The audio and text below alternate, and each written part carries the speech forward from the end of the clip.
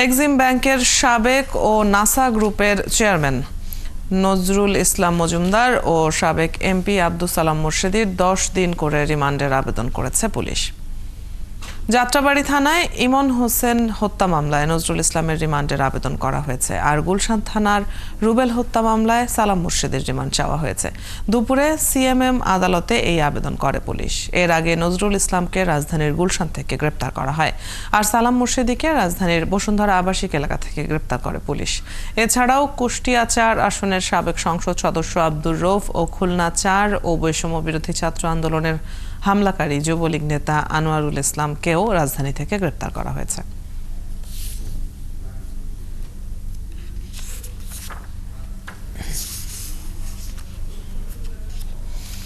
আদালত পাড়ার আরো খবর নিয়ে আমাদের সাথে যোগ দিচ্ছেন সহকর্মী ইশতিয়াক ইমন।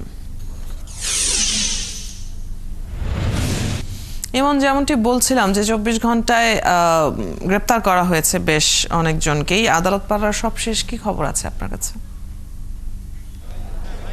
ধন্যবাদ অদিতি। আসলে কিছুক্ষণ আগেই আইনজীবী কথা বলা শেষ করেছেন। আসামি পক্ষ এবং রাষ্ট্রপক্ষের সহযোগিতা যিনি করছেন বিএনপির প্রতি আইনজীবী ফারুকি, তিনি কথা বলেছেন। দুপক্ষই আসলে আমি একটু আগে তথ্যগুলো জানিয়ে দিই যে কাকে কদিনের রিমান্ড দেওয়া হয়েছে। যাত্রাবাড়ী থানার হত্যা মামলায় এক্সিম ব্যাংকের সাবেক চেয়ারম্যান নজরুল ইসলাম মজুমদারকে 7 দিনের রিমান্ড আদালত মঞ্জুর করেছে। সাবেক এমপি সালাম মুর্শেদীকে আদাবর থানায় রুবেল হত্যা মামলায় 2 দিনের রিমান্ড মঞ্জুর করা হয়েছে। এছাড়া প্রধানমন্ত্রীর অর্থাৎ বঙ্গবন্ধু যে 100তম বার্ষিকীর যে অনুষ্ঠান ছিল সেটির যে কোঅর্ডিনেটর ছিলেন এবং কবি কামাল নাসের চৌধুরী, তাকে 4 দিনের রিমান্ড মঞ্জুর করা হয়েছে সেটি পল্টন থানার একটি হত্যা মামলায়। এবং সাবেক সচিব মেজবা উদ্দিন, তাকে 3 দিনের রিমান্ড মঞ্জুর করা হয়েছে। এই 4 জনের রিমান্ড মঞ্জুর করা হয়েছে এবং সেখানে আইনজীবীরা কথা বলেছেন। দুই পক্ষের আইনজীবীরাই তুলে ধরেছেন। আসামি পক্ষ বাদী পক্ষের আইনজীবী অর্থাৎ রাষ্ট্রপক্ষের যিনি আইনজীবী রয়েছেন, যিনি সহযোগিতা করছেন রাষ্ট্রপক্ষের আইনজীবী হিসেবে, তিনি বলছেন যে নজরুল ইসলাম ছাত্র আন্দোলন দমাতে শেখ হাসিনাকে সহায়তা করেছে, সেই অভিযোগগুলো রয়েছে এবং ছাত্র হত্যার সাথে বৈষম্য বিরোধী আন্দোলনের সময় ছাত্র হত্যায় তিনি জড়িত, সেই হিসেবেই তার রিমান্ড আবেদন করা হয়েছে। আদালত তার ভিত্তিতে 7 দিনের রিমান্ড মঞ্জুর করেছে। এছাড়া মেজবা উদ্দিন, তার বিরুদ্ধে বলা হচ্ছে যে বিএনপির যে 2023 সালের 28 অক্টোবর যে আন্দোলন হয়েছিল সেই সমাবেশের উপরে দমন নিপীড়ন চালানোর ইন্ধনদাতা ছিলেন মেজবা উদ্দিন। সেই বিষয়গুলো আদালতে তারা উপস্থাপন করেছেন। একই সাথে বৈষম্য বিরোধী আন্দোলনের সময় যে ছাত্র হত্যা হয়েছে সেই ঘটনাগুলোতেও তিনি জড়িত আছেন বলে অভিযোগ করা হয়েছে। এবং সালাম মুর্শেদীর বিষয়ে একই কথা বলা হয়েছে।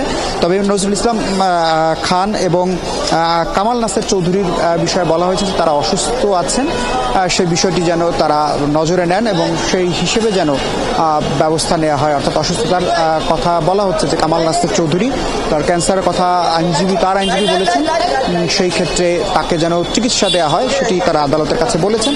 আদালত বলেছেন যে প্রয়োজন অনুযায়ী যেন ব্যবস্থা নেওয়া হয়। এই 4 জনকেই আজ মূলত রিমান্ড নেওয়া হয়েছে। এছাড়া বাকি আরও 2 জনের কথা আমরা শুনেছিলাম, তাদেরকে আদালতে এখন পর্যন্ত তোলা হয়নি। অন্য কোনো মামলায় যদি তাদের গ্রেপ্তার দেখানো হয়, বিশেষ করে কুষ্টিয়া 4 আসনের সাবেক এমপি রয়েছেন, তাকে তোলার কথা ছিল কিন্তু তাকে আমরা আদালতে তুলতে দেখিনি। এখন পরবর্তীতে তোলা হবে কিনা বা অর্থাৎ সময় এখনো আছে, পরবর্তীতে তোলা হবে কিনা সেই সময়ে আসলে অপেক্ষা করতে হবে। এখন পর্যন্ত এই ছিল আদালতের সার্বিক পরিস্থিতি। অর্থাৎ 4 জনের যে রিমান্ড মঞ্জুর করা হয়েছে তার মধ্যে আমরা দেখতে পাচ্ছি যে এক্সিম ব্যাংকের সাবেক যিনি চেয়ারম্যান নাসা গ্রুপের চেয়ারম্যান নজরুল ইসলাম চৌধুরী, তার 7 দিনের রিমান্ড মঞ্জুর হয়েছে। এছাড়া সবই 4 দিন, 3 দিন এবং 2 দিন।